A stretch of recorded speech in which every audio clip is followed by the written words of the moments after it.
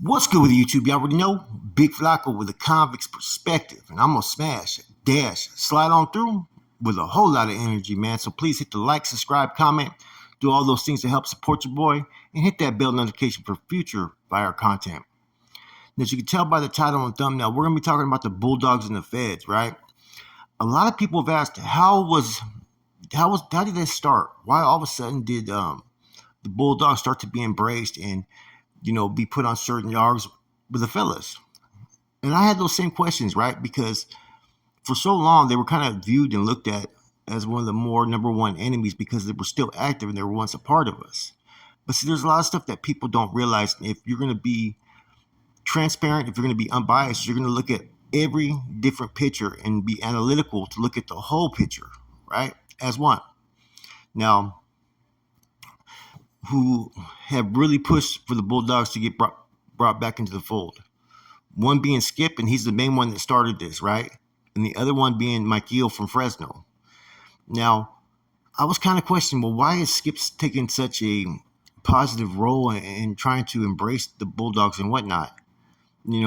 Kind of kicked off over there, right? Truth, he described what was going on when he was in YA. And he's been one of the more true advocates as far as about what really was going down, and saying that a lot of favoritism was being given towards San Jose, and that it's unfortunate that yes, there were some rogue members created the Bulldogs, rogue individuals who were pretty much banditos in their own way, because the same way that things happen with Bakersfield and San Quentin, same thing with the Bulldogs. So Skip has been really upfront admitting that the Bulldog situation was handled wrong. Favoritism pushed a lot of individuals away. Because how are you going to deem some 20-year-old kid who doesn't even know what the fuck he's representing or what's going on? A lot of that, the struggle kind of failed the people in putting everybody in tune with the same type of belief system, right? Which makes sense, and they're not forcing it. That's the difference. Now you got the MA ended up doing something, right? As they see in the Bulldogs eventually going to yards with the homeboys. And for a while, there was Bulldogs that would be on the yards with homies, right? Kicking at their tables and then still associating with the South Side real tight. So after the split started to happen, right, between like the North and the South being separated on the yards, the Bulldogs were left with a choice for a while. And a lot of times they were being placed on yards with the NF and Nortenos. And they had the alternative of how they wanted to function on those yards. A lot of it wasn't being pressured, okay? Now, the MA to stop the numbers growing, right? Because the Bulldogs aren't deep in the system, but that does give them, a certain amount of more manpower. They started to offer, right, that the Bulldogs would be welcomed on their yard and whatnot. Some of these Bulldogs decided to go, right, to the Sureño yards. Now, some of them elected to, decide to go into those MA yards with the Sureños, right? And once there, yes, they were welcome to the yard, but they weren't welcomed with warm embracements. It wasn't no unity. It wasn't no respect. It wasn't like you're going to do your own thing. They came and were basically told that they were going to have to follow under the dictates of the Sud on those yards. Basically, they couldn't be barking. They couldn't be doing this. And all the different things that how they function were not going to be allowed. So I was told that a lot of the youngsters would want to program with Nortenos, and a lot of the older Bulldogs, right, wanted to program more with the Sureños. And they kind of told me maybe one of two things. Maybe these guys are actually fucking dropouts or degenerates, you know what I'm saying? Or maybe they did something in the past. I don't know. You know what I'm saying? I kind of find it still interesting. So I said, what type of reception are you getting from the Bulldogs? How were the interactions? This is like I'm talking to several different people. He said at first it was kind of,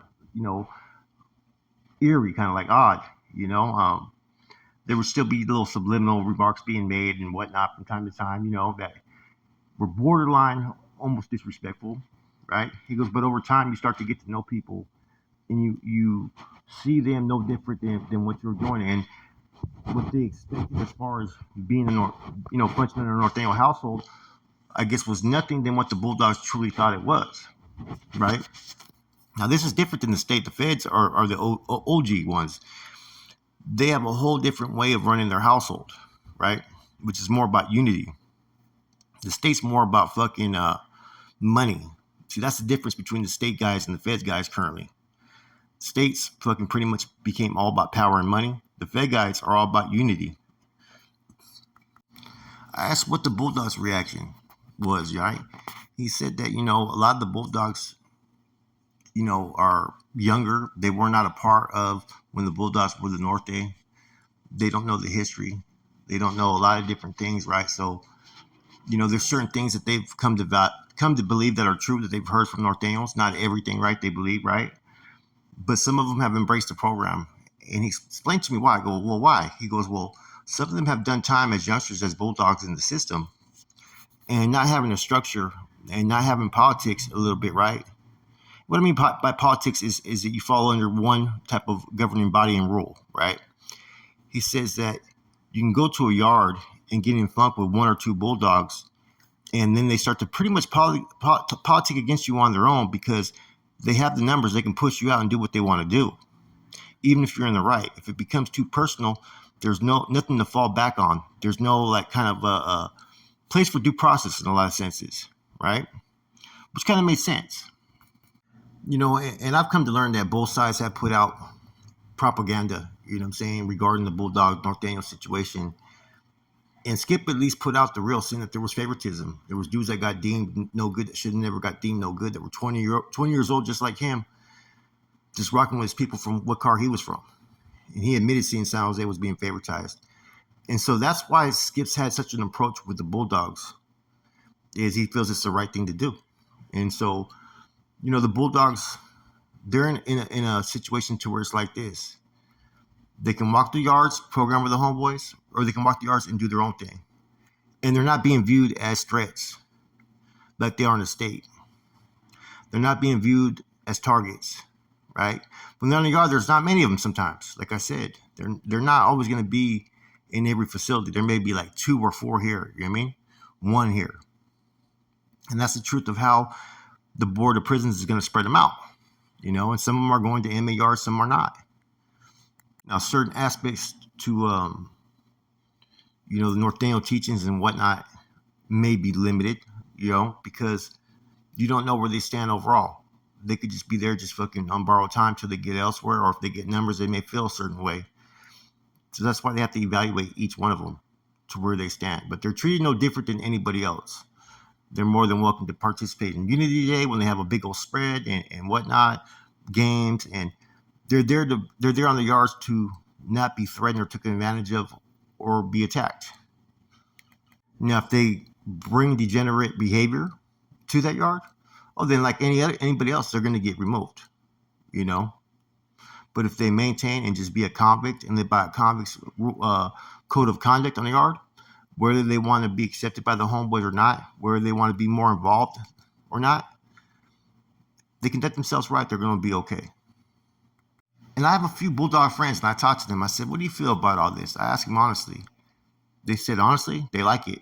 I had one tell me that, it's cool in there, but out here, it's we still want to gangbang. Which I laughed because that's the normal answer when you're young, man. But I thought it was kind of interesting, the questions I asked and the answers I got, because it kind of all made sense a little bit, man.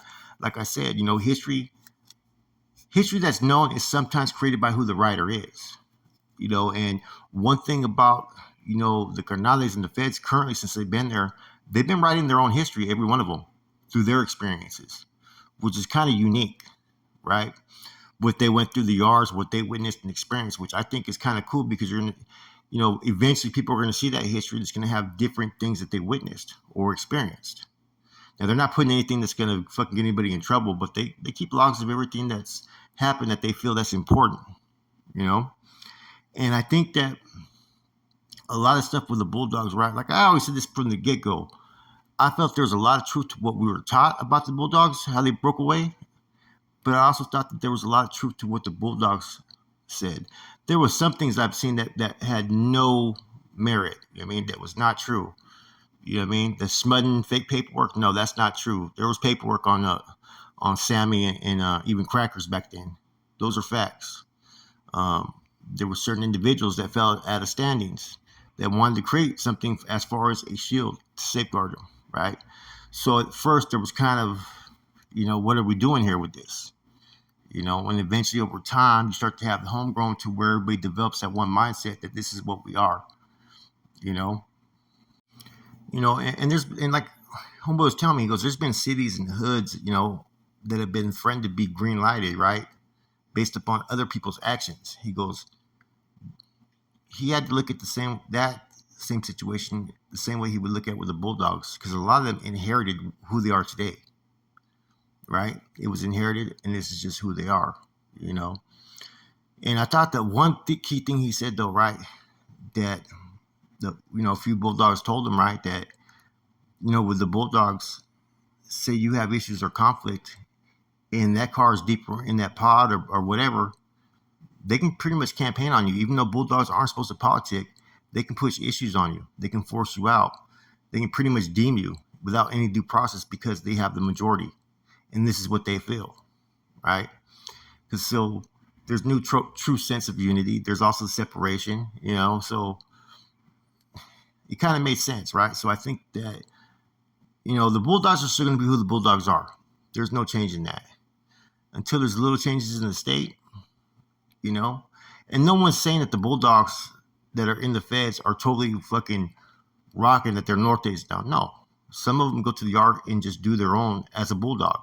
And I think that's what every Bulldog has always wanted. That option to go to a yard to where they can program as who they are without them to follow any rules, but still be respected. And it gives the people there the option if they want to function on a different level, which is how it should be, And let me be clear, right? I'm telling these stories from my perspective, my views, right? And I want to let people know I don't encourage any of these youngsters to come to prison or anybody that's out in the streets to commit crimes to come back to prison. I get the adversity. I get all that. You know what I mean? So when I'm telling these stories, sometimes I'm telling them from a perspective of how really it is and how it would be for me if I was in those shoes and the feelings that would be going through my head, right? Now, just because I'm no longer part of, what I once was, does not mean I have any fucking hate towards a lot of individuals. Like I've always told people, with me, you know what I mean? You could even see the True Filter. They were operating pretty much independently over there where I was at, right? My issues are with those individuals who allowed whatever happened, right? My issues isn't with the NF or Norteno collective as a whole. I've always said the Norteno lucha, the movement, the concepts are a good thing, especially if you're locked up behind the walls, right? So I want people, when I'm saying this, yeah, I get what my standings are, but it doesn't mean I forget where I come from. And only I know the reasons why I fell off, right? Only I know who it was directed towards. I've never stood against any type of opposition towards anybody, even the South anymore. I don't care about that. I'm in a whole different lifestyle. But I do get the struggle, and I don't forget where I come from. So anyways, interesting information, man. Fresno, like I said on the other topic, Fresno Primos, that was kind of an interesting turn that fucking Skip gave him the label. Now, Mike Hughes also pushed for them because Mike Hughes from Fresno. He has homeboys that are Bulldogs. He's a carnal. He's NF. So, of course, he wants to bring up back a lot of these individuals. Do I think it's possible? No. There's too much distance, but I think that there's going to be certain individuals that are going to grow accustomed to, wanting to function under, Norteño policies and procedures, right? But I also think that there's always a chance in the future that Bulldogs will be able to walk yards without threat from any of the opposition and do what they want to do as long as they do it on a respectful level. I think that could be achieved. Anyways, with that said, Flacco from a convict's perspective, I'm gone.